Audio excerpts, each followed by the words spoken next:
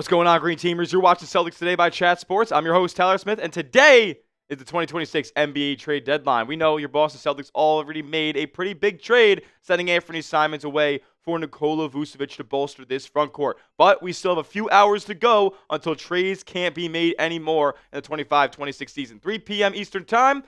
No more trades in the NBA. Boston traded Anfernee Simons in a second to Chicago for Nikola Vucevic and a second. That second-round pick was pretty valuable, if you ask me. But the Celtics are now $5.9 million before the luxury tax. There's a chance they could try to get under that entirely by the end of today. So we're going to break down what they could do on today's show. But make sure you join us live, because we will be live here on the channel for the trade deadline at 1 p.m. Eastern Time, 2 hours before the trade deadline, breaking everything down, all the rumors that we hear. So subscribe and turn your notifications on so you never miss a moment here at the trade deadline or anytime with your Boston Celtics.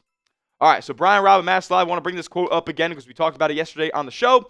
He says, league sources tell Mass Live that Boston is expected to remain active even after completing the deal for Vucevic. Okay, so let's talk about how active they're actually going to be, because there is one thing that we're all expecting to go down today, and that's a Chris Boucher trade. We did hear from Michael Scotto over at Hoops Hype that multiple teams had held a level of interest in Chris Boucher and trading for him, including the Philadelphia 76ers. He's just played in 8 games this season, doesn't really have a role in this rotation, so it makes sense for Boston to get off his $3 million and lessen even more their luxury tax penalties. Just trading Chris Boucher for a second-round pick won't get them all the way underneath, but it'll get them damn close, and it'll save Bill Chisholm a heck of a lot more money. Also, he played under Nick Nurse every season that Nurse was the head coach in Toronto. So that's where we see the interest coming from the Philadelphia 76ers. I think a trade gets done, but I don't expect it to be very firework-filled. If it does return a player, it'll be something like, remember when the Celtics traded for Jayson Springer a couple years ago when they won the title, or a Xavier Tillman or something like that? Maybe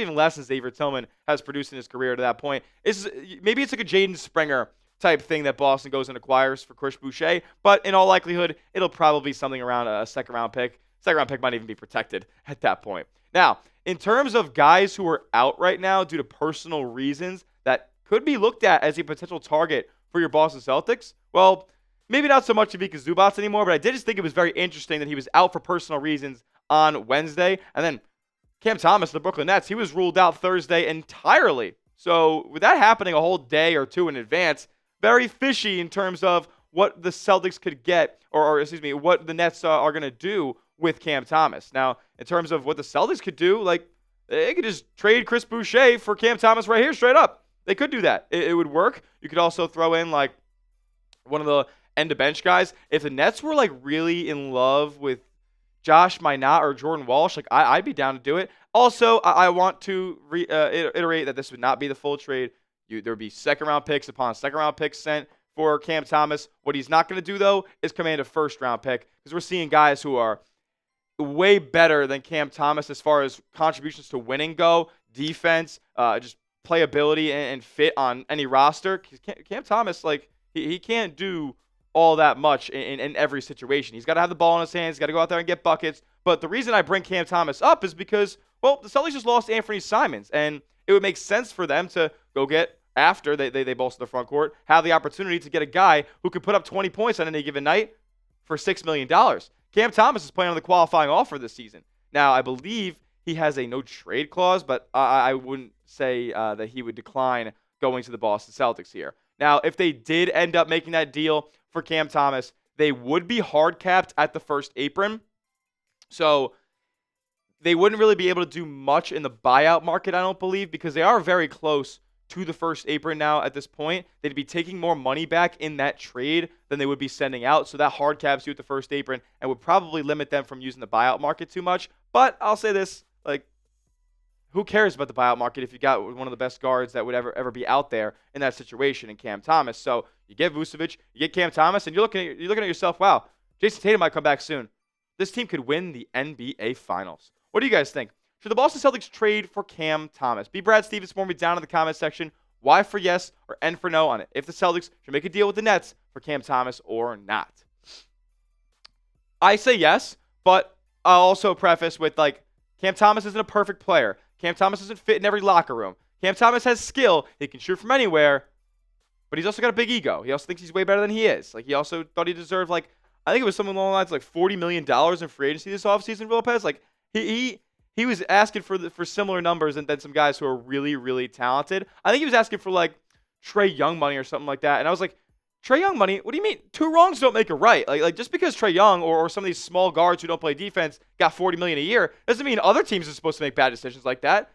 So Cam Thomas had a little bit of a reality check, prove it, a little prove it deal, taking the qualifying offer here. I actually want to see what he's averaging this season because I didn't put that on the show. He's averaging 15.6 points per game, but again, these efficiencies are horrific. He's shooting 39% from the field and 32% from three. So he's a volume scorer who doesn't hit at a high clip. He does average 3 assists a game, which isn't too bad there. And he's only playing 24 minutes a night for the Brooklyn Nets. So not too bad, all things considered, in the value that you could get for this guy, only making $6 million. Like, let's be honest, he fits exactly what the Celtics need at this point. The Celtics need a bench ball handler, and they need a bench scorer. Cam Thomas has both of those things. He is a smaller, I think he's a smaller Anfernee Simons. How tall is Cam Thomas here? He's not too tall. He's 6'3", and Anfernee Simons is... Cam Thomas does not look 6'3" in the basketball court. They say they're the same height. I doubt it, but that's fine by me. If he's actually a real 6'3", then it would be a legit just one-for-one swap, and we may not even feel the difference between losing Anfernee Simons and adding Cam Thomas. I'm all in on making that deal. Now, we got to talk about some other avenues because is it that likely the Celtics are going to trade for Cam Thomas today? Probably not. So how else could they add a guard? Because they really do need one. Like a big threat for this Celtics team and how they beat a lot of opponents was the fact that the 3 guards they had were always on the floor at all times. 2 out of the 3 guards of Derek White, Peyton Pritchard, and Anfernee Simons were on the court at all times, and they could all play both positions in the backcourt. So you're going to need to go get another one, another guy who can platoon with those 2 guys. We're going to tell you how you do it in just a moment. First, though, I got to tell you guys about our sponsor on the show. This episode is brought to you by PrizePicks. The big game is almost here, and there's no better way to cash in during America's biggest sporting event than with PrizePicks, where it always feels good to be right. And since the big game is right around the corner, that also means it's your last chance to get into the football action before next season. So close out the season right with PrizePicks by getting $50 instantly in lineups when you play your first $5. The best daily fantasy sports app in the game. All you guys got to do is pick 2 to 6 players and just pick more or less on their projected stats. Whether it's basketball, football, only one more chance to do that this season. College sports, you can mix and match all the different sports and stat types in the same lineup. And PrizePicks is the best because of the features that they offer. They always want to make it easier for you guys to win real money in real time. So they offer max discounts, 99% off / projections on some stats. And for the big game, they got one. Our guy, Drake May, all he's got to do is throw for more than one or half a passing yard. All you got to do is one passing yard in the whole game. I think that's probably going to happen. That square will be green, and you'll be on your way to winning real money up to 2,000 times your money watching your favorite sports. They have other features as well, like early payouts. So if your lineup gets off to a hot start, you have the chance to cash out those winnings before the games even finish. Also, they have stacks, multiple stat projections from the same player in the same lineup, only on PrizePicks. You can also copy other players' picks into your own lineups using the brand new feed tab. So download the app today and use the code CLNS to get $50 in lineups after you play your first $5 lineup. That's code CLNS to get $50 in lineups after your first $5 lineup. PrizePicks. It's good to be right. Okay, so with the Celtics trading for Nikola Vucevic, they got themselves under the first apron, which opens up a little bit more flexibility than some people might anticipate. The Celtics have the full access to the buyout market. They also have full access to the non-taxpayer mid-level exception, which will be around $14 to $15 million in the summer. Also, they can take more money back in a trade than they send out, which we alluded to earlier. So a lot more flexibility here for Boston by making this deal, and they get an upgrade in the front court. So they have full access to the buyout market. Who could they go after here? There's a couple of names we're already hearing potentially on the buyout market for this season. One, being a guy who's never worn Celtic green before. I'm sure he isn't the biggest fan of the Boston Celtics after matching up with him for 20 years. That's CP3, Chris Paul, who we all know was sent home. The Clippers, they didn't cut him. They didn't discipline him. They sent him home. They said, no, don't come back. He was ruffling feathers down in LA. Chris Paul basically just wanted to run the team and practices like a real basketball team, and Tyronn Lue was like, "No, we're not doing that. Like, you're not coming in here and dictating what we do." Maybe he should have, because the Clippers got out to like a 4-20 start. They've been better since, but CP3 now ends up in Toronto in a small deal yesterday. He is going to be waived by the Raptors, and it seems in all likelihood like he still wants to play in this league. Now, his stats for what they were worth this season have been awful. Honestly, over the last few years, he just hasn't been that great. He's 40 years old. So maybe like a 10 to 15 minute role here, but I would do it. I would do it just to get another veteran in that locker room, another voice for this team.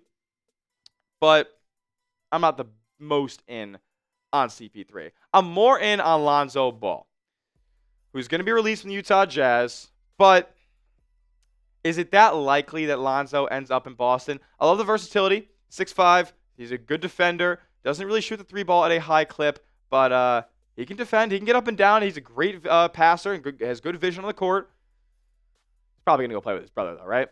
He's probably going to go play with LaMelo. Now, they do have some kind of a guard logjam down in Charlotte, so we'll see if they end up making a signing like that. If they don't, well, I think there's more minutes available for him in Boston. So I'd be in on getting Lonzo Ball as well. And then we finally alluded to Mike Conley. Remember when we talked about Mike Conley getting bought out by the Bulls? They traded him again. They traded him to the Charlotte Hornets for, what was it, Colin Sexton? Yeah, Colin Sexton. Conley's bad too, guys. Look, there's a reason guys get bought out. There's also talks about a return to Minnesota for Conley. I would love to bring him to Boston, but doesn't seem all too likely at this point. If the Celtics have the chance to get any of those three guards, I'm in. We're going to keep you guys tapped in with more buyout candidates as they come in. But pick a point guard to sign on the buyout market if you had to choose. If it's Chris Paul, type of CP3. If it's Lonzo Ball, drop a ZO down below. If it's Mike Conley, drop an MC. Who would you want to bring to Boston the most? Let me know in the comment section. As that will do it for today's show. We're going to be live again right here, 1 p.m. ET. So give me a follow on Twitter. I'll be tweeting more about the Celtics trade deadline all day long. And also make sure you are subscribed to the channel so you don't miss our live stream coming up here in just a few hours. We'll see you guys all then. And as always, let's go C's.